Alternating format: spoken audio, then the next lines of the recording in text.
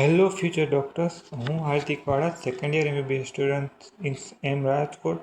તો આજના વિડીયોમાં આપણે વાત કરીશું ગુજરાતમાં મેડિકલ એડમિશનની સ્ટાર્ટિંગથી લઈને એન્ડ સુધીની પ્રક્રિયા શું હોય છે, એટલે કે પ્રોસેસ શું હોય છે તેના વિશે વાત કરીએ.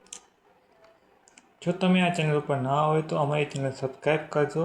અમારી ચેનલ ઉપર નીટને લગતી તમામ માહિતી તથા સ્કોલરશિપ અને મેડિકલ એડમિશનના રાઉન્ડની તમામ ઇન્ફોર્મેશન ફ્રી ઓફ કોસ્ટમાં જણાવવામાં આવશે. મેડિકલ કોલેજમાં એડમિશન પ્રક્રિયા માટેની પ્રોસેસ જાણવા માટે ચાલો વિડીયો આપણે શરૂ કરીએ. ગુજરાતમાં આ એડમિશન પ્રોસેસ કઈ રીતે થાય છે તે જાણીએ. ગુજરાતમાં આ એડમિશન કાઉન્સિલિંગ ઓથોરિટી છે. આ કાઉન્સિલિંગ ઓથોરિટીનું નામ છે SCPUMEC,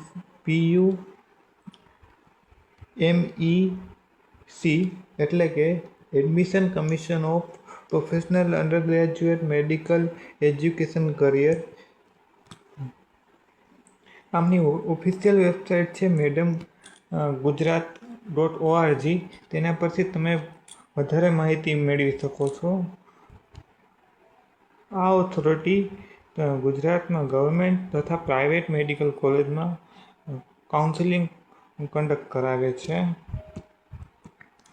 તમારે કાઉન્સિલિંગ માટે ઓનલાઈન રજિસ્ટ્રેશન કરાવવાનું રહેશે.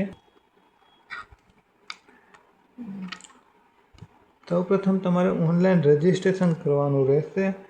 ઓનલાઈન પિન પરચેસ કરવાનું રહેશે, જેમાં 11,000નો તમારે ઓનલાઈન પિન પરચેસ કરવાનો રહેશે. આ 11,000માં 1,000 નોન રિફંડેબલ તથા 10,000 રિફંડેબલ ફીસ છે, જે તમને ફરી રિફંડ થઈ જશે. આ 1,000 રિફંડ નહીં થઈ શકે. આ 11,000નું ઓનલાઈન પિન પરચેસ કર્યા બાદ તમારે ઓનલાઈન રજિસ્ટ્રેશન કરવાનું રહેશે. આ બંને પ્રોસેસ તમારે મેડમ ગુજરાત નામની વેબસાઇટ પરથી જ થશે. આ બધી પ્રોસેસ અમે સ્ટેપ બાય સ્ટેપ તમને લાઈવ શીખડાવીશું, જેથી તમારે એડમિશનમાં કશો વાંધો ના રહે. તો તેના માટે અમારી ચેનલને સબસ્ક્રાઈબ કરજો. પર્સનલ ડિટેલ તમારે આ વેબસાઇટ ઉપર નાખવાની રહેશે. નીટમાં તમારો કેટલો સ્કોર આવ્યો, નીટનું સ્કોર કાર્ડ, બધા ડોક્યુમેન્ટ અપલોડ કરવાના રહેશે. કોઈપણનું કાઉન્સિલિંગ રજિસ્ટર વગર નહીં થઈ શકે. ગુજરાતના મેડિકલ કોલેજમાં એડમિશન લેવા માટે તમારે આ રજિસ્ટ્રેશન ફરજિયાત કરાવવાનું રહેશે. રજિસ્ટ્રેશન માટે તમારે 10,000 રૂપિયાનો પિન પરચેસ તથા 1,000 નોન રિફંડેબલ ફીસ તમારે ડિપોઝિટ કરાવવાની રહેશે. આ એડમિશન પ્રોસેસ માટે તમારે કયા ડોક્યુમેન્ટની જરૂર પડશે તેની લિસ્ટ આ મુજબ છે. તો આ રિક્વાયર્ડ ડોક્યુમેન્ટમાં તમારું નીટનું સ્કોર કાર્ડ અને આમાં તમારે નીટનું સ્કોર કાર્ડ અને એડમિટ કાર્ડ. સ્કોર કાર્ડ એટલે તમારું રિઝલ્ટ છે. સ્કોર કાર્ડ એટલે તમારું રિઝલ્ટ છે અને એડમિટ કાર્ડ કે જે લઈને તમે નીટની એક્ઝામ આપવા ગયેલા, એટલે કે હોલ ટિકિટ, એ તમારું એડમિટ કાર્ડ છે.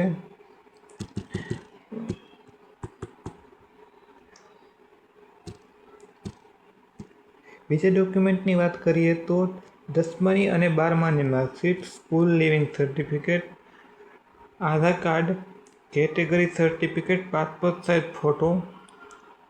આટલા ડોક્યુમેન્ટ તમારે ઓનલાઈન રજિસ્ટ્રેશન કરતી વખતે જરૂર પડશે. તો આ બધા ડોક્યુમેન્ટની તમારે સોફ્ટ કોપી કઢાવવાની રહેશે. તમારે ટોટલ 3 ફોલ્ડર બનાવવાના રહેશે. આ 3 ફોલ્ડરમાં એક ફોલ્ડરમાં ઓરિજિનલ ડોક્યુમેન્ટ તથા 2 ફોલ્ડરમાં ઝેરોક્સ કોપી રાખવાની રહેશે. ગુજરાતમાં મેરિટ લિસ્ટ તમારે કેટલા માર્ક છે, મેરિટ લિસ્ટના સ્કોર તથા કેટેગરી મુજબ અલગ હોય છે. કેટેગરી વાઇઝ મેરિટ પણ બહાર આવે છે અને ગુજરાતનું અલગ ઓલ ઓવર મેરિટ પણ બહાર આવે છે. ગુજરાતના મેરિટ આવ્યા ગુજરાતમાં મેરિટ લિસ્ટ બહાર પડ્યા પછી તમને એડમિશન પ્રોસેસ આગળ વધે છે. સૌપ્રથમ તમારે પિન પરચેસ કરવાનો રહેશે, ત્યારબાદ રજિસ્ટ્રેશન કરવાનું રહેશે. ત્રીજા નંબર ઉપર તમારે ડોક્યુમેન્ટ વેરિફિકેશન કરાવવાના રહેશે. Document verification. ચોથા નંબર ઉપર તમારે મેરિટ લિસ્ટ બહાર આવશે. મેરિટ લિસ્ટ આવશે. ત્યારબાદ રાઉન્ડ શરૂ થશે, જે એડમિશન પ્રોસેસ તેના દ્વારા તમને તમારી ચોઇસ ફિલિંગ મુજબ તમને એડમિશન મળશે.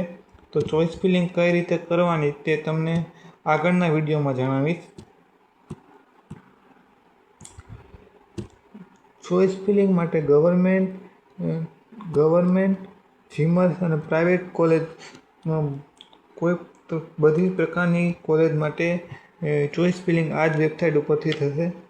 પસંદગી મુજબ તમને ગમતી કોલેજ સૌપ્રથમ રાખવાની, ત્યારબાદ જે મુજબ તમારું રિઝલ્ટ હશે તે મુજબ તમને કોલેજની ફાળવણી થશે. આમાં તમારે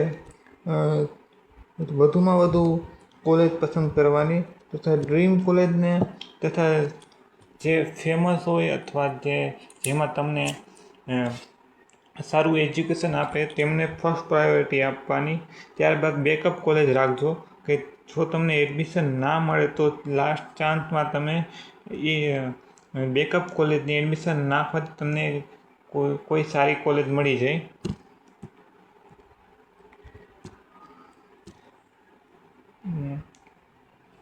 ચોઇસ ફિલિંગ બાદ તમને સીટ અલોટમેન્ટ થશે. સીટ અલોટમેન્ટ થાય છે. આ સીટ અલોટમેન્ટ કેવી રીતે થાય છે? તો તમારે મેરિટ રેન્ક અને કેટેગરી રેન્ક તથા કરેલી ચોઇસ ફિલિંગ અને અવેલેબલ સીટના આધારે તમારું અલોટમેન્ટ થાય છે.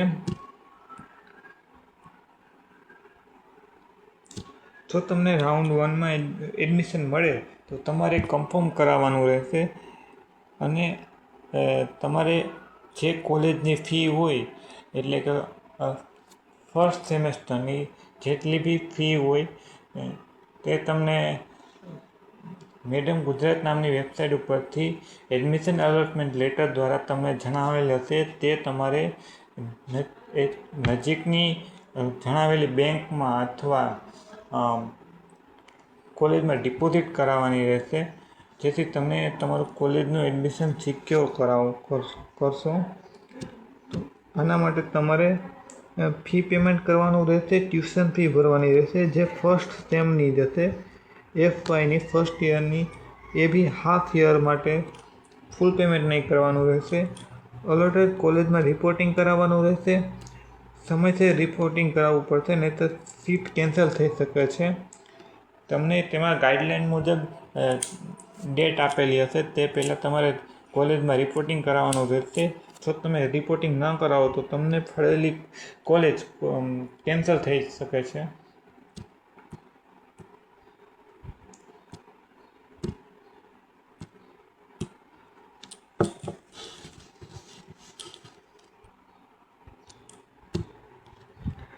ચોઇસ ફિલિંગના રાઉન્ડ, જો તમે ચોઇસ ફિલિંગ કરો છો તેમાં રાઉન્ડ 1 અને રાઉન્ડ 2 તથા રાઉન્ડ 3 ટોટલી 5 રાઉન્ડ હોય છે તમારે ચોઇસ ફિલિંગ માટે.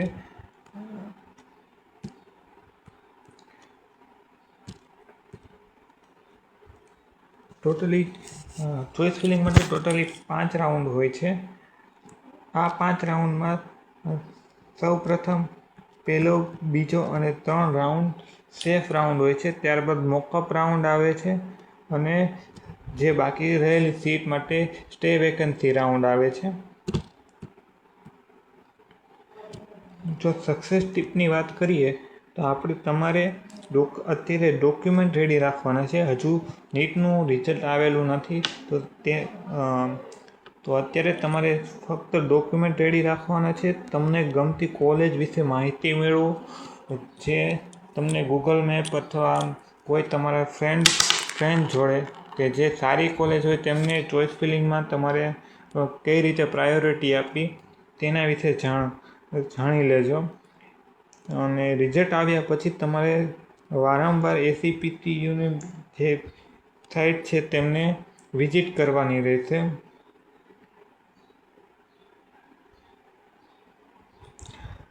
જો તમે ડેડલાઇન મિસ કરશો તો તમારી સીટ છે તે ગુમાવશો તમે.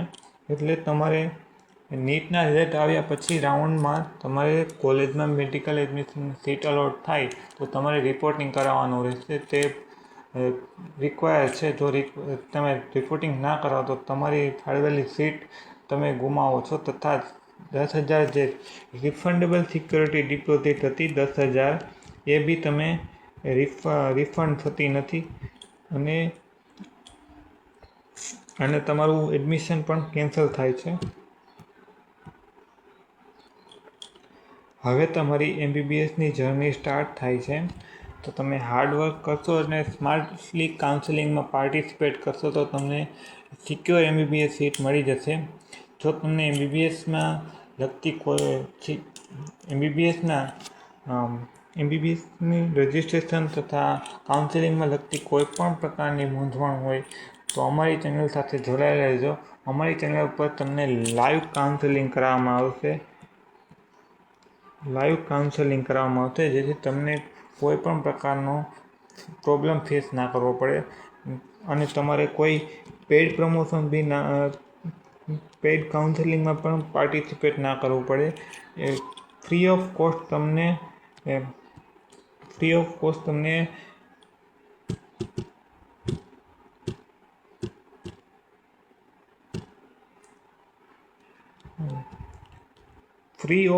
તમને કાઉન્સેલિંગ કરવામાં આવશે. તો અમારી ચેનલ સાથે જોડાયેલા રહેજો. અમારી ચેનલ ઉપર તમામ પ્રકારની માહિતી આપવામાં આવશે. નીટને લગતી તથા તમને નીટમાં કઈ સ્કોલરશીપ મળે તેની પણ માહિતી અને આ સ્કોલરશીપ કઈ રીતે ક્યાંથી અપ્લાય કરવું તેની પણ માહિતી આપવામાં આવશે. તો અમારી ચેનલ સાથે લાસ્ટ સુધી જોડાયેલા રહેજો.